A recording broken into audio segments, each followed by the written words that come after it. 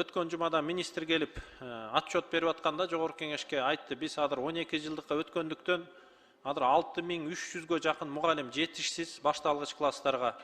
Биз ошол студенттерди, ошол жаңы бүтүрүүчүлөрдү мугалим катары колдонгон атабыз дейт.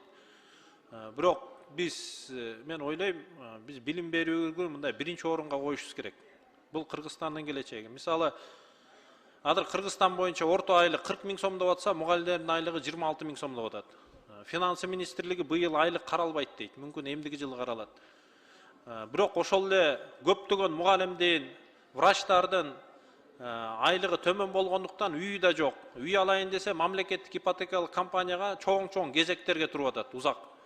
Булардан сураныч келип атат мага, бизди мындай бир өзүнчө кезек болсо мугалим менен врачтарга, же балким бир кезексиз болсо деп, ошол Алмасан Кужанович, мамлекеттик ипотекалык компанияга биз сунуш беребиз. Мугалим менен врачтарды өзгөчө бир кезек менен карасын. Бул биринчи сураныч. Анан экинчи маселе, өткөндө мен 2 жума мурун отчеттор боюнча доклад кылдым эле. Ошондо эми мага Инстаграмга көптөгөн мугалимдер, врачтар жазып атат.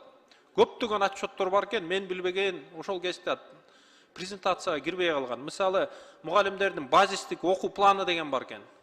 Буну жыл сайын кагазга өзүнчө даярдап, ага жанагы пояснительный записка деп даярдап, жыл сайын бере берет, бирок бул жылда өзгөрбөгөн эле бир кагаз экен.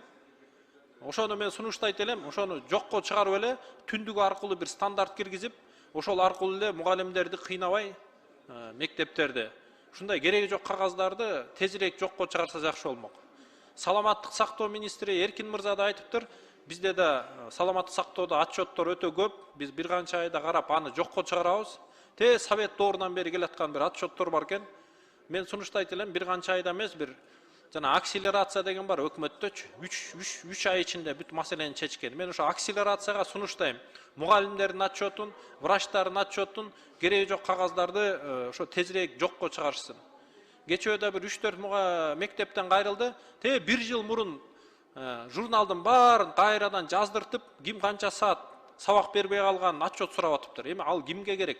Ошонун баарын жокко чыгарсын, тезинен бир 1-2 айда ошонун баарын ишке ашырсын. Рахмат. Рахмат. Кийинки сөз Чойбек Бактыбек Каныбековичте.